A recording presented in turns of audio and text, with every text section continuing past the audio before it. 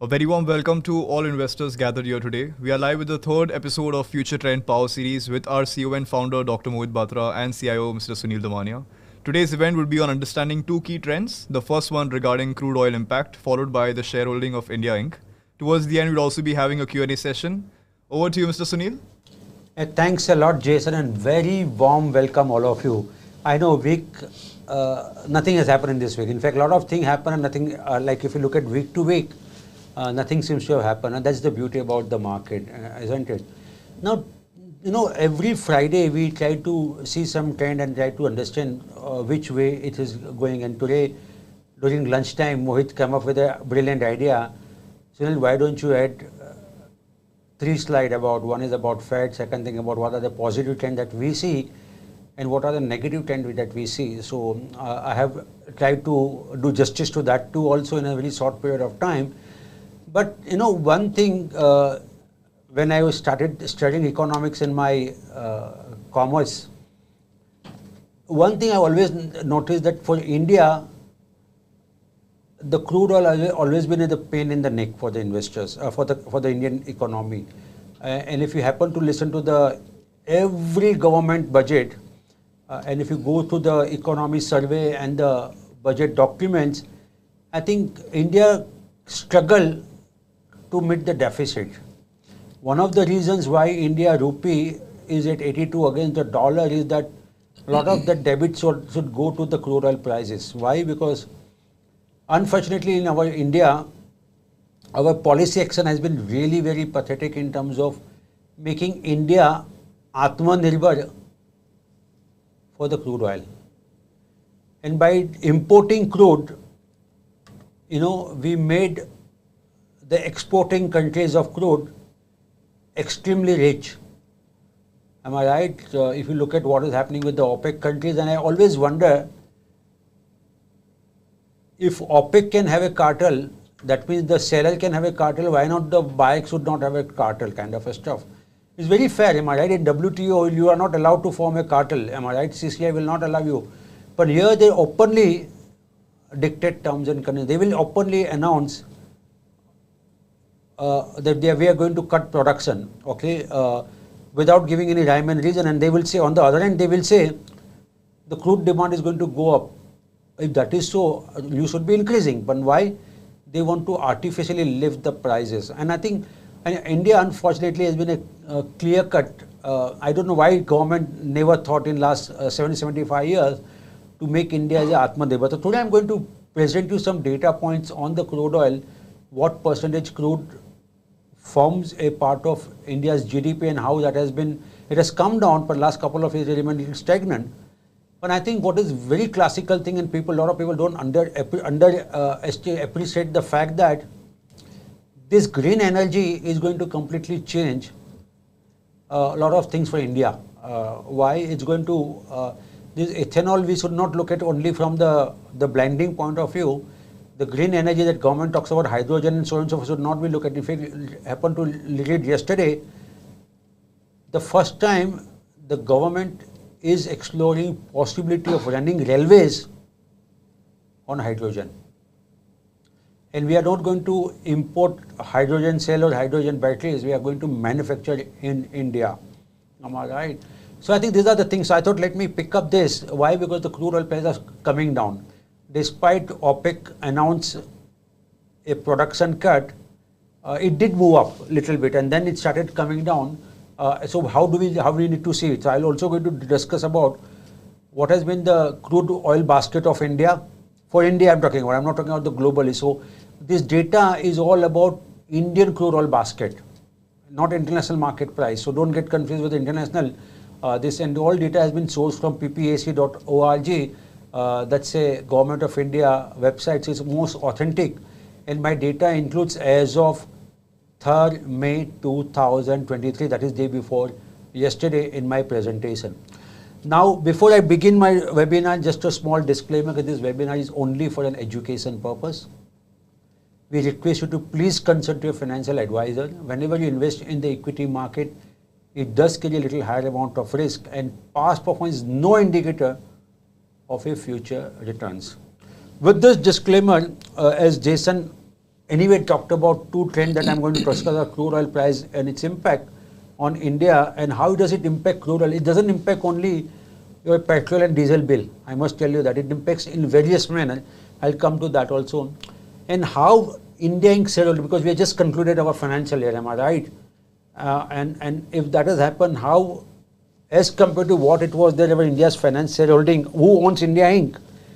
as of March 2023 versus March 2022, and what does that change indicate to you and me? So these are two major trends, and of course one positive and negative that I'll come little later. And all credit should go to Mohit for asking me to insert that slide in the presentation. So over to the first slide of the crude oil. Now if you look at Indians, the crude oil prices have moved up very significantly pre-COVID level se bhi zyada high ho gaya. And this is I've taken from last 23 years. This is India's crude oil basket, crude oil basket, am I right? So this is not international price, this is India's crude oil basket, because we source from various other sources our crude oil, and it's a mix and match. So that's why I've taken India's price for Indian basket. If you look at it, 2011-12 was the peak. It was not 2007, 2008. Many people may think that. Why? Because that time crude did move up to $150 per barrel. But it was always only for the very brief period of time, and then it collapsed actually. Am I right? So these are the all averages prices for the full year. And what has happened, and then we saw continuous decline till the COVID hit us. Maybe here, maybe you can see this way, we saw some decline here. And since Modi coming in, I think we have started seeing this price of crude oil going up. Nothing to do with Modi, but I'm just giving this one. And then we see some 2 years in decline. And the lowest was 2020, 2021. That's a COVID year. In March, COVID hit the world. And at one point of time, there was a crude oil where, the seller had to pay the price, not the buyer, because it went into negative. And the price came down to only $45 per barrel. I think that happened somewhere last time in 2005, 2006. But it's complete cartel that has been formed by OPEC countries, and really India has been paying through the nose. But post-COVID, I think the situation really become very, very severe for the India. Why? What was 45, 40, in fact, even if you look at 2014, 15, it was $84 per barrel. It went to 93 barrel per dollar. Now that has gone up. The price which was going down is coming up, and it does impact India very severely. As I was saying, 90% of the crude oil is being imported. Only 10%, and government, I really surprised why no government has really thought about जो चीज आपको इतनी खटक रही है सालों से. Why you have not taken every structural view by any government? We had a very beautiful planning commission, and why they never thought of doing that? And if you look at our oil and gas policy, has been always been little challenge in terms of how it should be done. I don't know, was it some external forces that were dictating the local government here? But it has been really, really this one. Now, when you look at this is a longer period, 2001 to 2023. But last 6 months, this oil basket has become little stable. The reason I'm trying to focus on that's a very good tailwind that India could have going forward. Why? Because the higher crude oil price always acts as a headwinds for India. But if you look at last 6 months or so the crude oil price basically picked out somewhere in June 2022. Despite Russia-Ukraine war, so Russia-Ukraine war happened somewhere in Feb. It flared up to 113, then it removed above $100, and suddenly it started falling. Sometimes, we come to a conclusion कि ये हुआ तो उससे ये होगा. But the beauty is that it has not sustained at the higher level. In fact, it's coming down. It's come down in last 6 months or so. It is much lower. I must tell you, this data does not capture, for some unknown reason, government does not disclose the data in terms of the Russian basket. Why? Because India do imports a lot of, and I've been informed that Russia would be the largest supplier of crude oil to India right now, even surpassing Saudi Arabia. But this is what available on the government side, and we will need to accept this. And the May data that you see for 2023 is as of 3rd May, so few days only, when I thought let me put it. Why I put it? Why? Because it substantially came off from $84 per barrel to $76 per barrel. This is despite announcement of crude oil cut by the OPEC Plus and Russia, this one. My sense as we speak, India crude oil basket should be in the region of $60 or so, if I have to really consider the Russian crude oil also in this. But anyway, the data I don't have, so I don't want like to discuss in detail. But this is anyway, despite that we have seen, and I think it's a very happy scenario for a country like India. Now why it is a very happy scenario, I'll explain you. Once upon a time, India used to be crude oil import bill used to be about 8% of GDP. 8% of GDP. And last couple of years it has come down. Today, as we speak, in last few years it has gone up. It's again gone up to 4.7%. Government has to focus on. See, if you ask me if what is the one India can, how can India can flourish? If only we can manage one thing, and that is becoming a self-reliant on the crude oil. If we handle this, our trade deficit has been taken care, our fiscal deficit has been taken care, our inflation has been taken care, our rupee can strengthen against this, and then there is no reason why government cannot make India rupee as a capital convertible, and that could become a reserve currency for the world also. It can. So I think the one nagging point that, and somewhere I think government did realize what was not done in last 70-75 years, government did realize. Before I go to that green energy and soft stuff, just to give you a few facts about how crude oil is. 90% crude India imports, growing population and better standard of living driving up the demand for the crude oil. The demand for the crude oil has been rising. Am I right? Why? Because of previously family would have only one car. And if at all they would have car, because if you remember Ambassador and Premier Padmini, even to get a car was like a challenge. Even getting a scooter was 15-20 years of waiting list actually. And then today the number of vehicles have gone on the road, the standard of living has improved, the vehicle, logistic, everything has gone up. And due to growing population, more people grow, more demand for crude oil has gone up. And it's a double whammy. One thing, you import 90% and your population grows, your standard of living goes up, it could just call for a higher demand for the crude oil. Now, due to that, the crude is always an international commodity, you need to buy in the dollar. And once you buy, there is a more demand for dollar, it made our Indian rupee weak. So that's a one point. And in fact, sometimes India always a double whammy. The crude oil price goes up, that means you need more demand. Since you need more demand, the rupee depreciates, that means the landed cost of the crude oil further goes up. And it was like a vicious circle that country had to go through, and as we speak, it's still going through. Now, high crude oil price also means higher inflation. Why? Because the landed cost of crude oil goes up, whatever the derived derivatives of that also goes up. And due to, of course, right now we have not seen price of diesel and petrol being driven by the prices, the market driven prices. Why? Because there's an under recovery. I think government want this OMCs to recover this under recovery. You must have read couple of days back article, that's one of the reason I selected this as a trend, that player like what we call old SR oil and the Reliance Reliance BP petrol pump, they've started selling petrol and diesel. Why? Now they don't have to basically sell at the loss, and the prices of what PSU companies are selling, they are also able to sell and compete with them. So that's an open up. So that's a really great benefit that has come. But it does push up the inflation. Now higher inflation means what?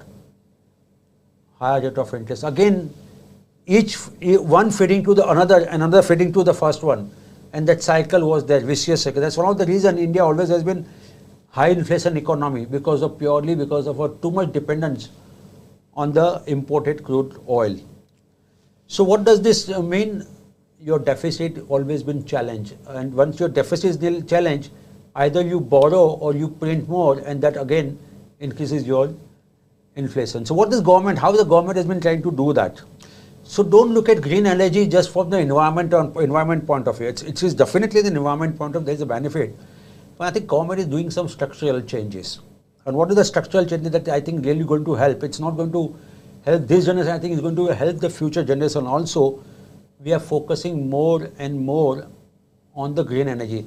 Just to give an example, ethanol blending is just not to make the vehicle less, reduce the emissions on that. I think one of the biggest focus is that it will reduce demand for the petrol. Once you reduce the demand for the petrol, what does this mean? It means that you are going to need lesser import of crude oil. And that's another way to make that. That's one. Another measure I think is that hydrogen. And I think that's one step that government has realized. Some of the big corporates, India's leading corporates have announced their plants and mega plants. They are not talking about smaller plants. I think this is the first time, well, the world is talking about the new technology, India is also talking about the same new technology. And I think that's another good thing that's going to happen, and that's going to make India self-reliant. That's Atmanirbhar Bharat in this good. And I think this is going to completely change. Of course, this benefits, I'm not talking about short term. Of course, there will be benefit in the short term. But I think it's going to become a more and more medium and long term structural change that we are talking about. UPI is a structural change, that ONDC which is happening, and maybe it would not be a bad idea on my part to maybe in one of the future webinars I talk about the ONDC. I don't know how many people are aware, but I think it's another world-changing, transforming idea to make India, the kind of digital platform that we are going to create. And this green energy is something on the same line that we are talking about. So crude oil, the trend you saw, how it has been once upon a time, not so long ago, it was 8% of the GDP, has come down to 5% or so. In recent past, it has gone up, but I think it's going to come down. So India's vulnerability to crude oil going forward is going to keep reducing. Why?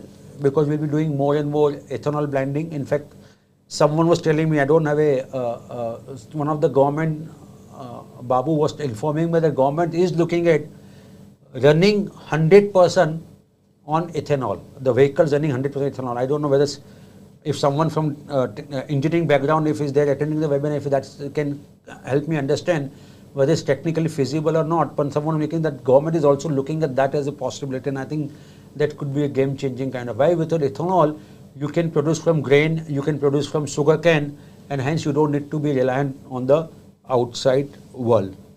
Now that's the one. Now the number two, how India shareholding has changed in last 1 year. So what I've done, I've looked at March 2022 and March 2023.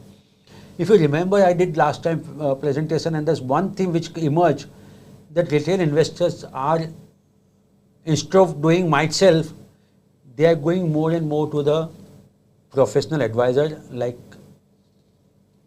mutual fund, AIF, some of the investment advisor like us, and they want, and they've realized that market has become more and more complex, and they do need a help of a professional advisor if at all they wish to make money. So, promoters did increase the stake in India Inc. last year, and one of the reason could be buyback. Couple of reasons, not one reason. One was the buyback. Number two could be they use fall in the market as a good opportunity to increase their stake. So they must have bought stake when the prices were a little low, and if you remember, 2020 was a little challenging year. Prices remained subdued very well, and that's what they did. The bank stake almost remained the same, but FI did got out. Almost 1% of the stake has been sold by the FI, and we all know FI has been a little aggressive on selling in India in last 18 months or so. In fact, this is the first time in the history that FI sold 2 financial years in a row. This has never happened. Always they have been net seller. The next financial year they would have turned net buyer. But in FY 2023 and FY 2022 they have been net sellers. When what's sold by FI has been bought by mutual fund. So while FI reduced the stake almost by 1 percentage point, mutual fund bought, and mutual fund is nothing but you and me, sir. Why? Because mutual fund don't have their own money, am I right? They collect money from you and me and then they invest in the this one. They've increased the stake by almost 1%. And what has come as a big surprise to me also, that AIF, IEPF, QIB, QFI and others have increased stake by 1%. And resident investors, instead of managing on their own, that is PSU, retail investors like you and me, instead of managing on our own, they did reduce the stake in India Inc., giving that money to the mutual fund and others. So 16.79, which was there, has come down to 15.5%. So now who owns India? Definitely it's India, and mostly, if you go this data, if you have to look at this data and present you for US or Europe, you will not see 45% with the promoters. There are some of the Asian countries only you will see promoters having a larger stake in India Inc. If you look at our Infin of our other sister concern website, and if you look at the shareholding, you will not see promoters so high. But India, it is continues to be very, very high. Who is the second biggest owner? Not mutual fund, not retail investors, the foreigners. Despite they sold out, they are the second biggest owner of Indian listed company after promoters, 18.5%. Number 3 is not mutual fund. Number 3 is retail investors. And my sense is that if I have to come in front of you 10 years down the line, maybe in May 2023, this retail investors percentage would have been single digit. It would not be so high as 15.5, because market has become more and more complex, and hence it's going to become more and more difficult for someone to generate alpha on a sustainable basis.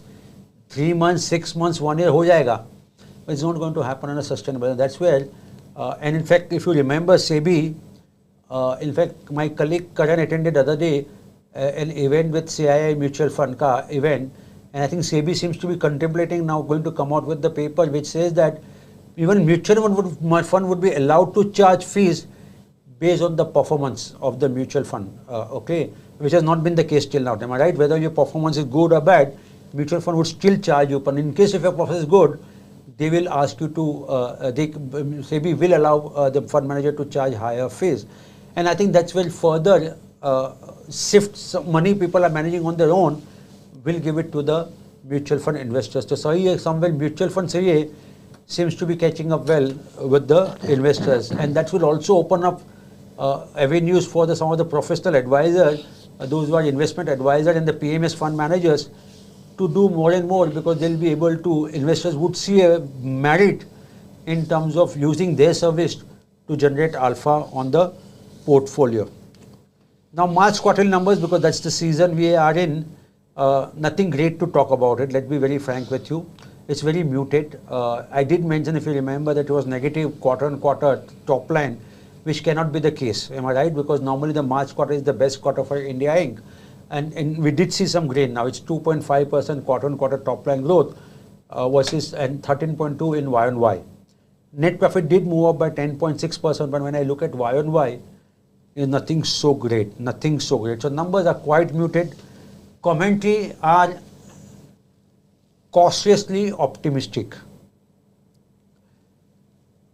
Cautiously optimistic. The reason I am saying people are not saying that it's a bad scenario, and I think they don't have a visibility. Somewhere people are saying we don't know what's going to happen. Like Hindustan Unilever made very similar statement. That's on the FMCG side. Maruti made a very similar statement.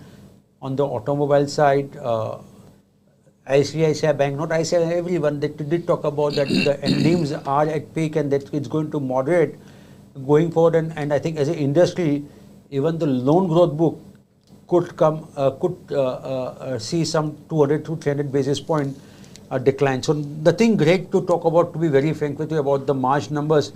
The more I read about the con call, more it gives a feeling that little cautious the Intank has been. Even if you look at the price movement, what happens to the price movement post result?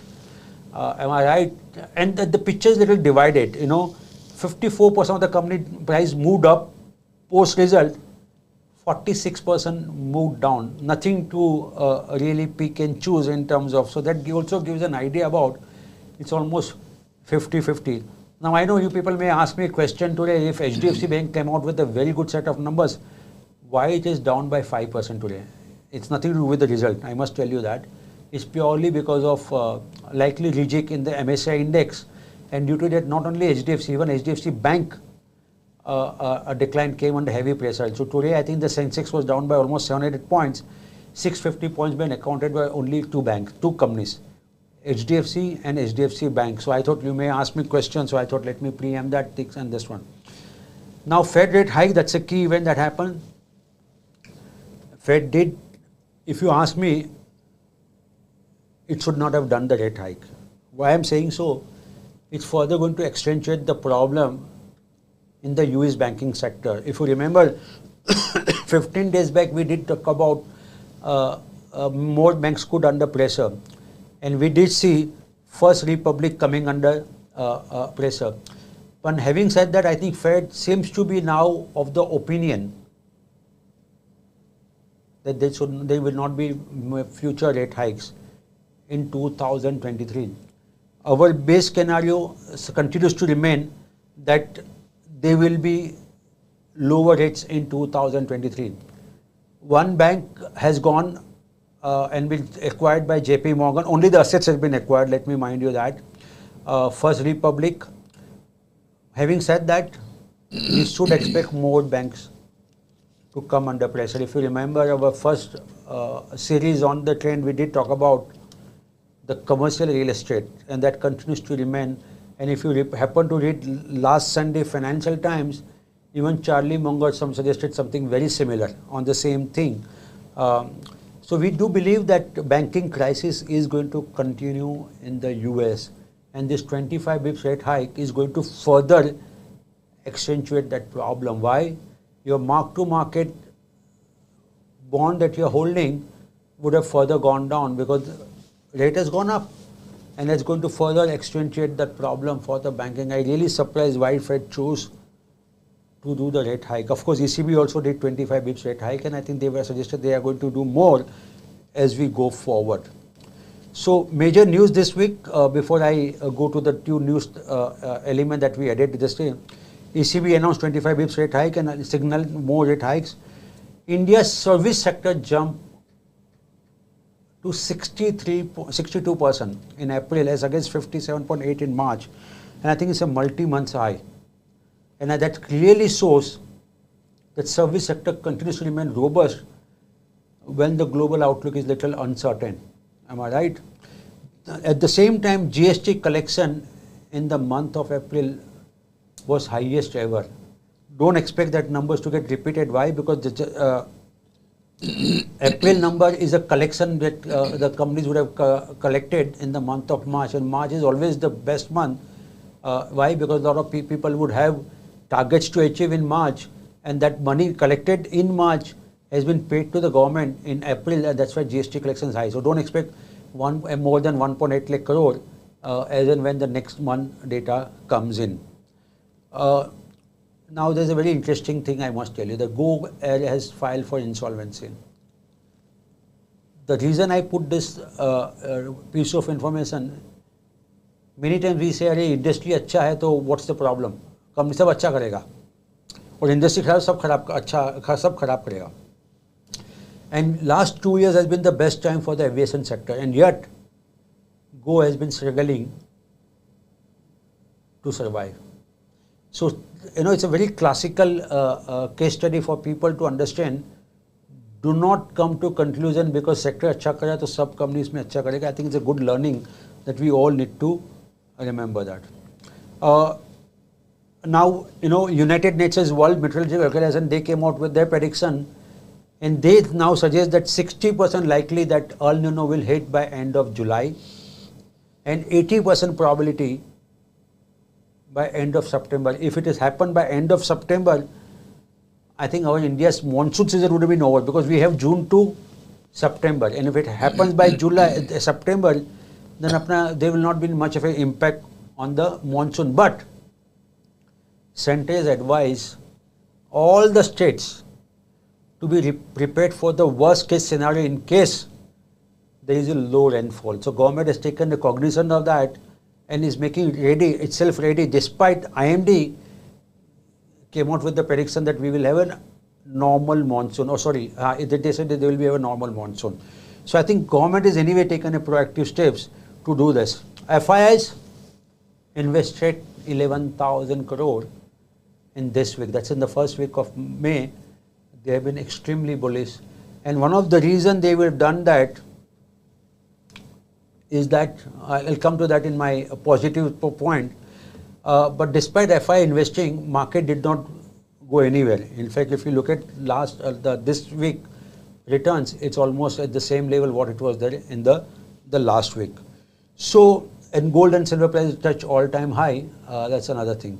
So what is the positive trend? That's what credit should go to Mohit for this slide.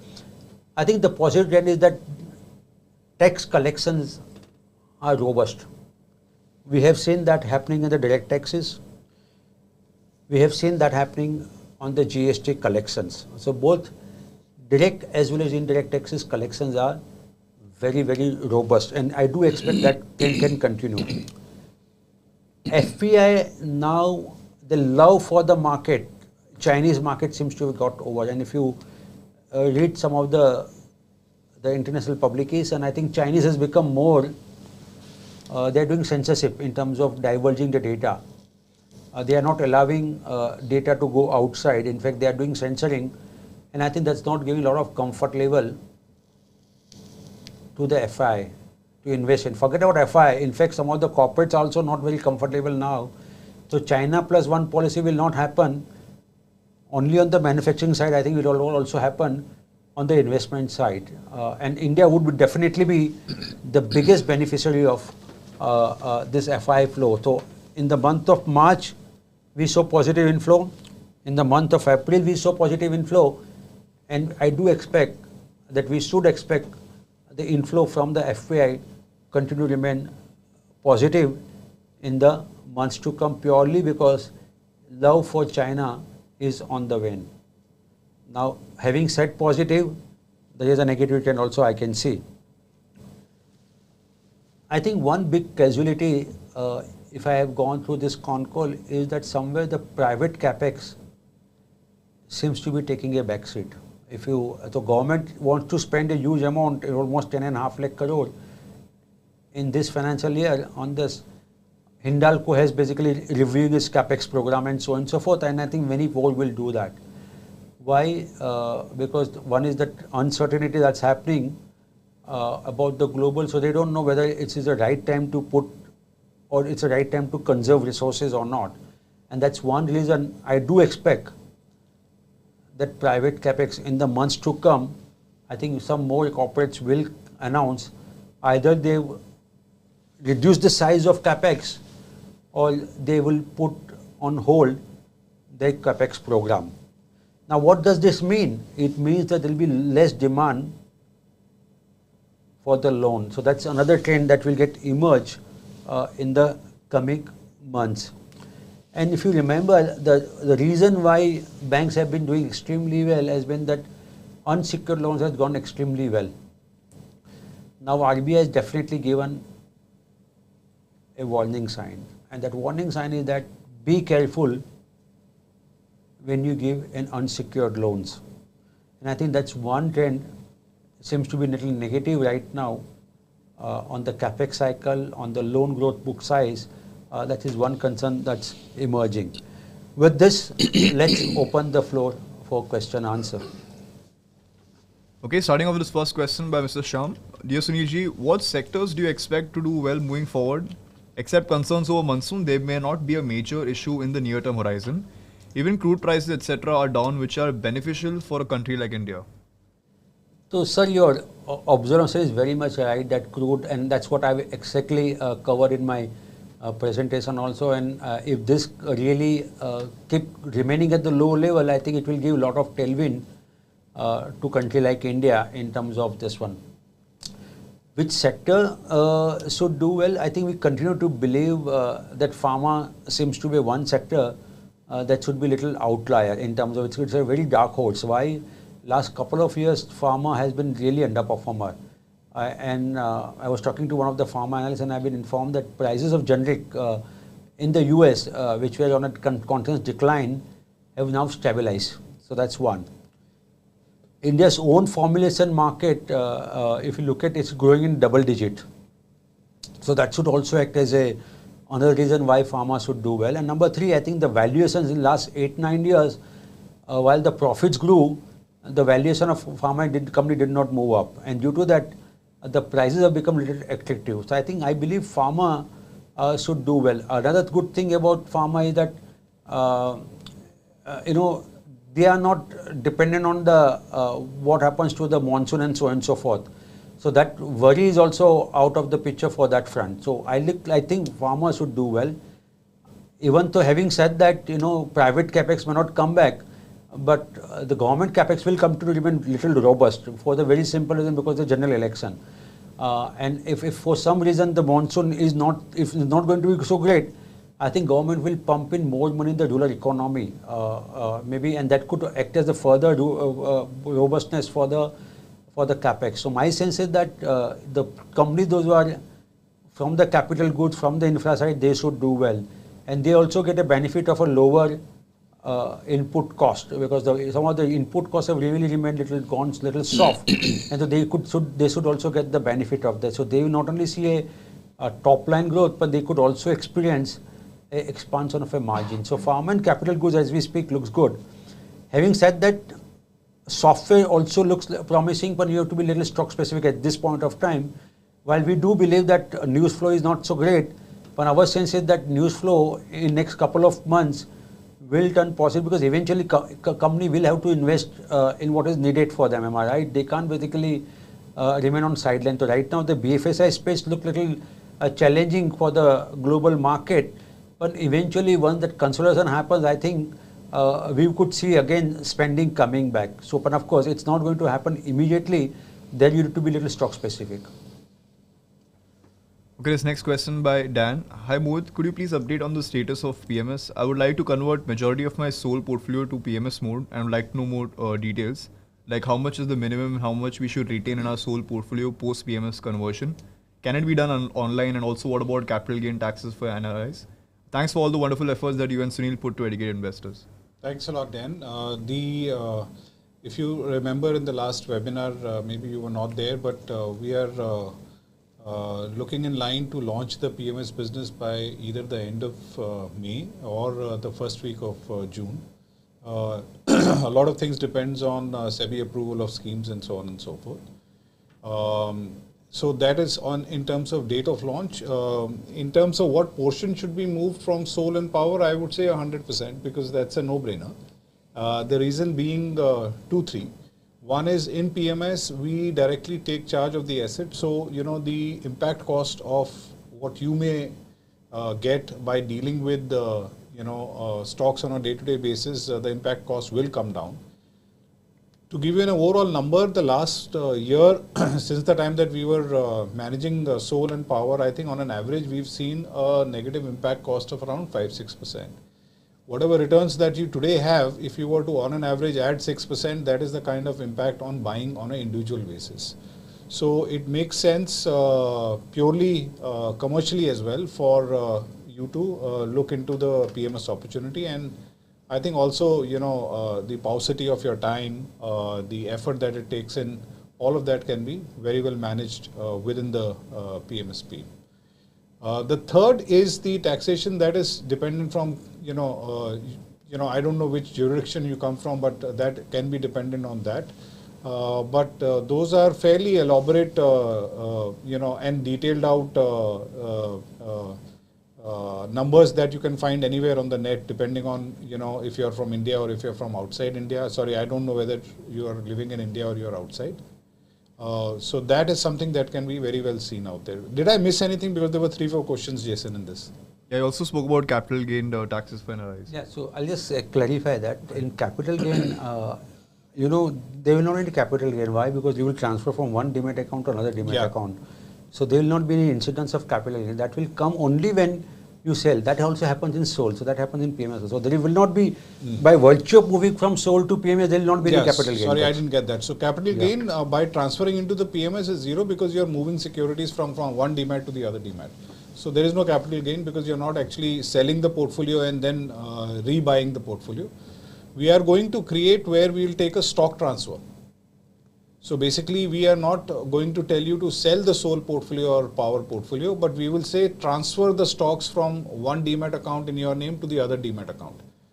Because we'll go with a couple of demats that we are planning to go with. I think with HDFC and ICICI Bank. So you have to just do a demat to demat transfer, no capital gains incidents out there. Further capital gains as per what you're doing on your individual sole and power portfolio will apply to the same on the PMS side as well. And the ticket size is minimum 50 lakhs. Yeah, that is a regulatory ticket size, which is 50 lakhs. That is as per regulations, we can't take anything lower than that. But there is an interesting fact out here is that if we launch two schemes, which is power and sole, 50 lakhs is at a client level. It's not at a scheme level. So which means that you can put say 30 lakhs in power and 20 lakhs in sole. So you can still participate in both the schemes. 50 lakhs is not at a per scheme level, it is at a client level with me. So if you're investing in two, you can also say 25-25, or you can invest 50 in one. It is not, a lot of there's a lot of misconception around this that 50 lakhs has to be in every scheme. It has not got to be in every scheme. It is at a fund house level and at a client level. Okay, I'll pick this question by Rajesh. A lot of investors are asking about this. Today, Axelia Solutions announced on BSE side that Air India Limited, one of our top customers, using services provided by the company under various agreements, that it does not wish to renew this. What would be the impact on this? Today, the stock is also down by 10%. So you're right. I think this agreement will get terminated on 31st December 2023, and it accounts for less than 10% of the company's turnover. I also read that, in fact, this announcement came yesterday night, almost at 11 in the night, and I saw that, and market did react today to 10%. We will get more clarity. We will try to find out what impact eventually this company will have on its top line and bottom line to make sense of it. But I think market has reacted today 10%. Will it further go down? Looks unlikely right now. But I need to really go a little deep. Maybe we'll try to get in touch with the management to understand how are they going to navigate this, the loss of revenue, because 10% from one customer is a substantial. And I think Air India has undergone management change. So very obviously, part of Tata and Tata Group do have a lot of expertise in-house in terms of their software and other things. So it's very obvious that they would use that, and that's why actually I would have been asked to the. So we'll get more clarity from the management before I remember this also stock of the month, and in case if we decide to close, we will come back to you, sir. Okay, this next question, this is by Alkesh. Ethanol is not sustainable from India's standpoint. Sugarcane cultivation demands water and water table is impacted in Maharashtra. I think ethanol is good for a country like Brazil where rain is abundance. So Alkesh ji, I think ethanol is not only produced through the sugarcane. In fact, I did mention in my presentation that even you can manufacture ethanol even from the food grain. And if India has excess food grain, we can convert that into this one. So you are right, sugarcane does call for a higher what we call water. You need a water. And not only Maharashtra, sir, this season even Uttar Pradesh is going to be a little challenge in terms of the production. So yes, it's a challenge, but I think government will have to find irrigation as a source to ensure that we get a proper water available for the planters, so on and so forth. And it's not impossible. And when I think it is in the interest of the not only this generation, but future generation, that we reduce our dependence on the crude oil. Otherwise, we'll keep making exporting of crude oil country rich at our cost, which is I don't think is a sensible thing to do. Okay, moving on. This next question, this is by Jagmohan. So Russia is now not ready to trade with India in rupee. How will this affect oil prices in India and also dollar prices? Sir, I'm not very sure. That's what the Russia suggested. I am not very sure that they are not willing to. And see, remember, Russia and India knows how to find solution. If you remember, when this sanction came on Russia, very similar question came in one of the webinars, that is in 2020, almost 1 year back, saying that kya hoga? And we know India did not stop buying crude from Russia.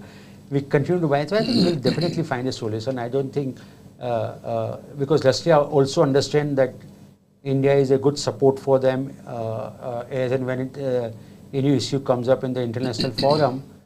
And also India also understand that Russia need us actually. Russia need our support. So I think they'll definitely be fine. I don't think Russia has given any hint that they are not going to trade in rupee. I'm not come across any kind of news unless I missed it.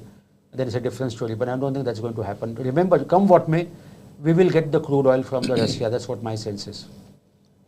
Yeah, the whole piece on dollar oil, there was this oil dollar thing that was going around where US was pushing on the whole oil production to be only dealt in dollars. Then Saudi came and opposed that. So everybody is trying to stabilize their own currencies by putting the denomination of buying and selling in the local currency. I think US not succeeded in that game too much. So I think there would be a solution around the corner. And as Sunil said that we are good at finding those solutions. Okay, moving to this next question. This is by Sanal. I'm holding 30 shares of Symphony. Today the company declared negative results and is now sell in Mojo score. I've applied for buyback, which is under process. Limited shares I'm going to get in this buyback. If I want to sell my shares or keep it hold until the buyback process is over, please advise me on this. I would recommend move out. I think the reason I'm saying so, logically this would be the best quarter for the company. And if you look at the number that came out today, the profits have really taken a beating. I was surprised why, because normally this is the time you supply your goods to your dealer because the summer is there, and company should have done well, but it has not done well. So my sense is that company may continue to underperform even going forward. So my advice would be please move out. Okay, moving to this next question. This is by Jadhav. Hi Mohit and Sunil, can I move from ULIP amount to Mojo portfolios? Because risk covered by term plan returns in ULIP is less compared to Mojo portfolios. Yeah, I think you should do that, and I don't know at what maturity stage you are on the ULIP side, if there is any exit clauses out there that are there. But primarily as fundamental of risk and reward go, insurance ideally, as our view, should be bought only through the term policies.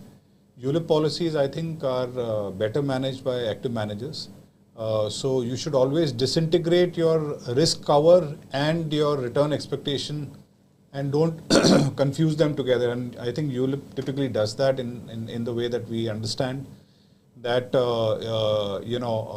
and if you can get a cheap cover as cheap as whatever you can pay on a term plan with a much higher risk cover for yourself, I would typically subscribe to that fact. And I think active portfolios like ULIPs and all should ideally move on to a mutual fund or any PMS to have a better capability of generating returns. We have always advocated over years that please consider life insurance, insurance for risk of death, accident, medical insurance as completely different allocation, and money management as completely different. So these two aspects have to be kept different. You will be able to buy much better risk covers, much higher risk covers with that, and you will be able to generate hopefully better returns if you were to park that in active managed funds. So I really fail to understand on a longer term basis that why would somebody park money on a ULIP if the objective is to get insured. That's a different objective, and that should be dealt with term insurance. ULIP is like, you're asking a doctor to do lawyer's job or asking a lawyer to do a doctor's job. Why? Because ULIP is, one is that you insure your life, and other is to generate returns on this. Both should never be mixed, but I know the people are little smart. They don't understand that they are losing money. They don't make money the way they should make it, and they ultimately suffer. So if you ask a lawyer to do an operation on you, what would happen to you? Something similar happens with the ULIP. It's a wrong combination actually. Yeah, I mean, the disclosure out here is that we personally are, I don't know about Sunil, but I only insure myself with terms. Yeah, I also. And money management is a very different issue, so I would go to a money manager for that. Okay, I was only being able to ask this question to Sunil, but Vineet says, since both of you are here, when will insurance and holding companies get their scores? Actually, this is a question that I should ask Sunil now. Sunil sir. So the data has come, it has been verified, everything is there. We are just waiting for a couple of more days, couple of days only. But this is exactly what I told them last time around. No, but this will happen because I spoke to our head of technology. I spoke to my CIO and this is exactly what he told me 1 month back. So there is a delay, I admit that, no doubt about it. आप गीता पे कसम रख के बोल सकते हो कब ये लॉन्च होगा? Where is Gita Bhat? ये गीता is this. रखिए. So this is like basically this will get done in next couple of days from our side. So my head of technology is on leave. In fact, I spoke to him today only. So we looked at it. 4% of the total market cap we are not able to cover because of holding company and the insurance company. Insurance company is 3% of the total overall market and 1% is through the holding company. So that's basically makes total 4%. And very soon, so I spoke to him, he said, I have to just come back, he's on leave, he is coming back on Wednesday night. I'm giving all the now granular details. I should not be on this fact. He'll be back in office on Thursday. And if for some reason, if Mohit does not give me a new project, then I request him to please work on this to finish this. So the holding company, insurance company is a project that two people run in this company, which is Sunil and our head of technology, Ragish. We've been doing to and fro, and I've been the one giving you answers. And somewhere then the data is wrong, then this is wrong or that is wrong. We're in the final stages. I would not say next week. Don't pin your hopes for next week. I would say that next to next Monday is when you should surely expect it to go live. The other thing that I don't know whether you guys have noticed, whether we've announced, is that we've increased our coverage on even smaller stocks. So we've added close to 1,200 more stocks into the coverage, right? Sunil? Yes. Around 1,200. 1,200. So even the smallest of the companies now we've started giving a score on and started giving research report on. So this is a big thing that we did, and incidentally, we have not announced it properly, so I may find this platform the right platform to announce that we've added 1,200 small companies into our framework of scoring and research couple of weeks back, almost 10 days back. I should have announced it. Jason, please make a note for all the users that we should do a proper mail announcement. This has been done on the site. So that is something that has gone live around 10 days back. Okay, make a note of this. Moving on to this next question by Sandesh. Dear Sunilji, what's your view on railway stocks and can we start buying them at current market price? Yes, sir, you should do that. So we had an internal debate also, I think almost one particular stock that we are holding, Mojo Infinity and the railway, and we were thinking about what should we do with that. And ultimately, the thought was that since defense and railway seems to be the theme that's going to play out well. In fact, someone asked me in the beginning of this webinar, the sector, and I think defense is also one sector that one should closely watch it. And railway also we believe. See, I think, where does this confidence come from? If you remember, almost 2 years back, we came in front of you and said the sugar should do well. And that was not one sector we were really very fond of, purely because of lot of intervention from the government. Sugar can price पर नहीं जाओ तो भी controlled by the government. Sugar बेचना है तो भी controlled by sugar and how much export. But we changed our view purely because we realized the government was really serious about ethanol and what they did with giving interest subvention scheme to set up ethanol and so on and so forth. We changed our view and we did a exhaustive webinar only on the sugar sector, changing our view, and we said buy. And then since then, the sugar companies are become a darling of the investors. Am I right? The same way we are getting a sense that Government of India is tremendous, putting a lot of focus on the railway. If you look at, I think, Vande Bharat, the doubling of tracks, hydrogen powered, the what we call railways, locomotives, doing away with the diesel locomotives and converting into completely electrical, and so on and so forth. I think focusing on the safety, focusing on the various other aspects of the like completely remodeling the railway station and so on and so forth, I think is opening up a huge opportunity for the railway also. So our sense is that railways should do extremely well. Defense should do extremely well purely because of government focus. And see, remember, railway is not going to serve, the railway companies are not going to serve only domestic demand. The government has made it very clear, and that will be said on the floor of the parliament also, that India could be an exporter of railway products and services to some of the neighboring countries also. That's also going to open up avenues for them. So we are not only looking at one leg of growth, we are looking at two legs of growth. One is the domestic growth as well as the international growth. Okay, Mr. Modi, Sunil, that's it with the Q&A session for today. Well, thanks a lot, and have a great weekend ahead. This week, as Sunil has pointed out, although there has not been a market movement from one point to the other, but I think the news on monsoon has become a little better. Maybe a couple of more points got added out there. We still don't know which way the elephant will turn in the room once, obviously numbers will be much clearer towards June. Number two, the importance of controlling the crude oil prices has been one of the perennial problem of the Indian government, and I think that is something which is a long-term solution that we'll have to find.